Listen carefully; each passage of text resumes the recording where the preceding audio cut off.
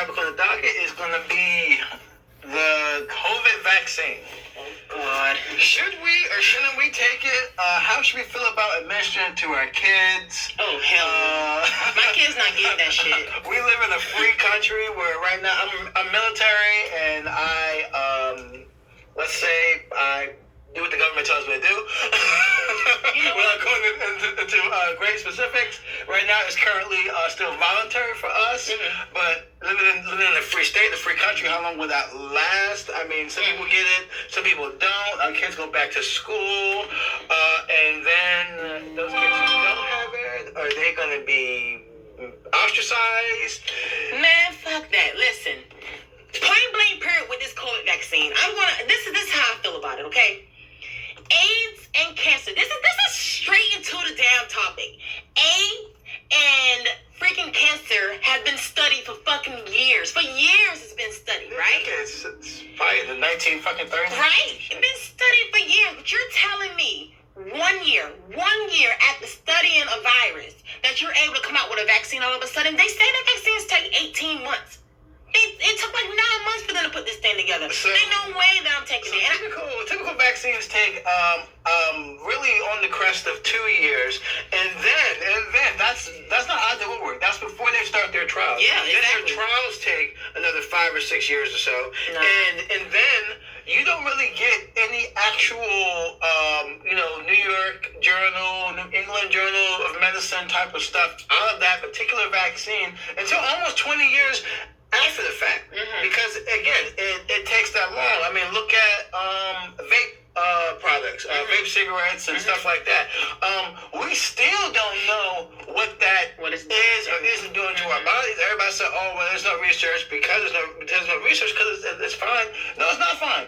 Vape is not oxygen going into your lungs, so clearly it's has some type of effect. Maybe it's making us better humans. Maybe it's killing us slowly. But the fact of the matter is, there's not enough information on the table to properly diagnose what vape is doing to the body system. So you have to look at what that vaccine is doing to our body system without the proper research to back it up. And then on top of that, how much research do we find out there that we still kind of question in our heads about? Shaking ourselves like, I don't know about that. Right. So I mean, all that skepticism just comes to a focal point of.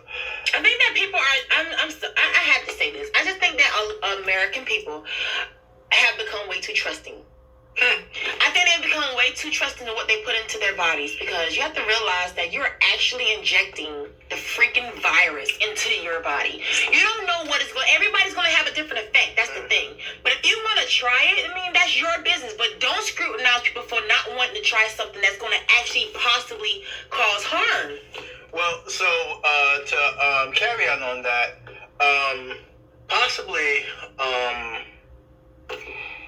There are some vaccines supposedly that do have the virus, but big and hold, the major companies that are doing the vaccination, apparently they don't have the COVID virus within their vaccine. Apparently their vaccine is attacking it differently by basically communicating with your genomes and your genetic code to help your body build up a tolerance to the virus without it actually introducing that virus to your system. And we all know how viruses work. They introduce part of that virus to your system, so your system can start building antibodies. Well, with this particular virus, they aren't doing that. They are they're basically doing it a totally different way, which again raises a whole other question, because we've done medicine for hundreds of years now one way, and now we're doing it a totally another way. Which, granted, I mean, I'm not gonna lie, I'm happy that the vaccine, for the most part, isn't introducing the virus to your body. But again, we've been doing it that way for forever, so isn't that kind of a red flag as well? Like, I mean, there's so many unknowns to this that I do agree. I think we're too trusting as people. I think that we're also too scared, which is why we're willing to bite the bit at anything that's going to give us a sense of normalcy back. The problem is people are caring about the wrong things. People are caring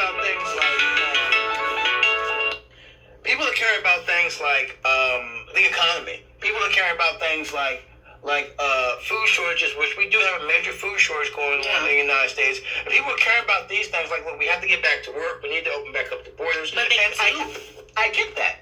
But people are going to starve. More people are going to die from starvation or getting, like, say, for instance, I saw a post where somebody said, stay home, it's safe there.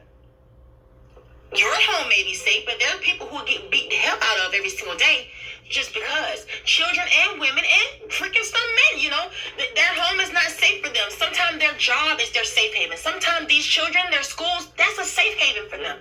Home is not always safe. It may be safe to some people, but it's not always safe. But more people are going to starve from the economy shutting down than being killed by COVID. COVID has a 99% survival rate.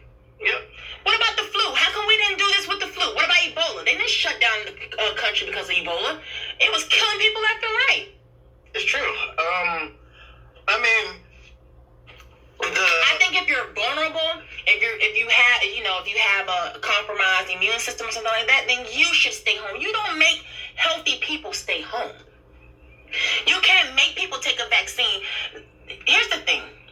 When it comes to that vaccine, yeah, I get that people are scared, but why not teach people to build their immune system? We have an array of things that our immune system, our bodies were meant to fight off viruses and different things. Why not teach people how to do that? Yeah, evolution definitely shows us that our body has the ability to overcome. But again, actually, I kind of pin this back, not so much pin it, but I kind of look at the government on this because I've been to multiple states, like I said previously, I work with the government. I've been to multiple states and I've seen multiple testing arrays.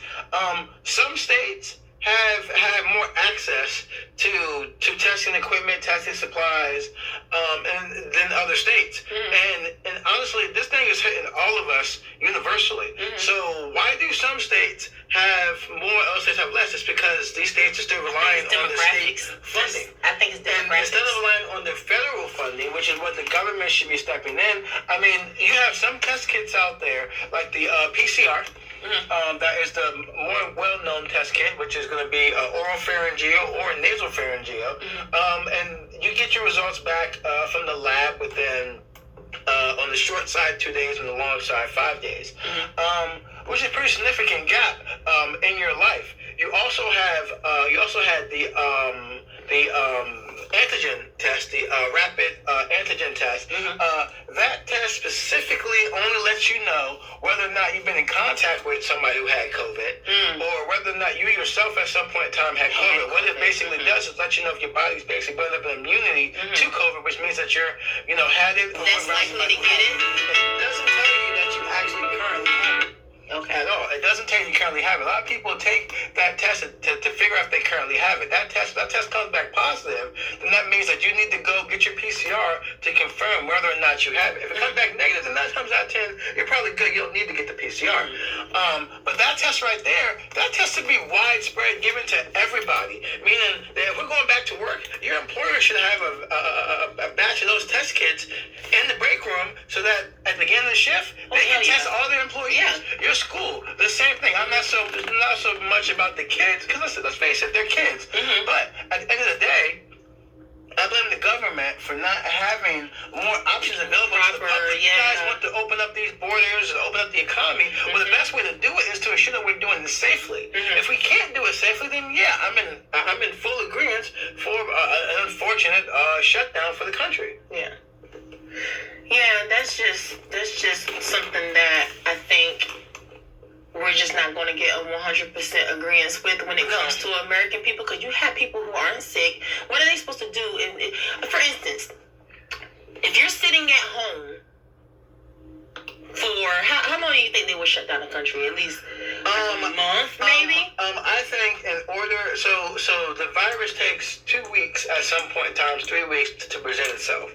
That's 3 weeks. Okay, then you take additional 2 weeks, almost 3 weeks to be rid of the virus. Then you want confirmation, so additional 2 weeks. So I'd say that's almost 2 months. Yeah, that's 4 paychecks. Yeah. People are already struggling with the 4 paychecks that they already have. So shutting down the country. 4 paychecks? Most of the motherfucking America is unemployed or fucking furlough. Our fucking unemployment rate has never been fucking higher. Oh yeah, it's Yeah, it's I mean, you guys are fucking scrapping for fucking stimulus checks that we ain't getting. First of all, let's fucking dollars. I know that Are the you stimulus shitting me? check would be a whole nother conversation, but that whole stimulus check God. thing, just open up the economy. That stimulus check is going to screw this economy up. You're giving away money where people can be going out, busting their behinds, working. Just like you said, if they already do the testing when you first walk in, then there should be no point of shutting down the country. Also, these masks. If they claim that masks work so much, why not just let people wear masks and go to work? People need to work. That's what People do it. Not only that, Should I see them at fucking McDonald's and everything? Fucking Chick-fil-A. I be seeing them wear fucking masks. So if that's a good deterrent, why not open things up and ensure that the employer is mandating masks, and if an employee is caught not wearing the mask, exactly, the employee's not caught wearing the mask but refuses to test, then that employer gets fined. That employer, not the employee. If anything, I feel like we're too liberal on how we assign work. I feel like if something's going on, the employer should take the beat for it, not the employee. right. At the end of the day, it's like parenting. You know, I can't have my child go out in the street and do crazy shit, and I'm looking at him like, what the fuck you do? Right. No, I'm the parent. I mean, I'm the one that enabled their upbringing in some way to allow them to think that behavior was okay. Right, exactly. And I know a lot of people don't want to wear a mask, but I mean, I don't think that. I mean, some folks have health conditions, you know that make wearing a mask feel like they're suffocating themselves. Oh, yeah. I absolutely get Because I have, for instance, I have literally 2 different psychiatrists I went to. I have extreme, severe anxiety. Therefore, a lot of times if I leave the house, I automatically think people are like chasing me or something. But like wearing a mask, the mask made me feel like I'm dying. There's been multiple occasions where I had hyperventilated sitting in the car because of the mask. There's been multiple cases where I've almost passed out walking around the store. So I just don't go, and that kind of sucks for me because like I can't go to the store because I have to wear the mask. But I mean, I get it. I don't know. It's really a double-edged sword because you have some people who are in the middle with it when it comes to this virus.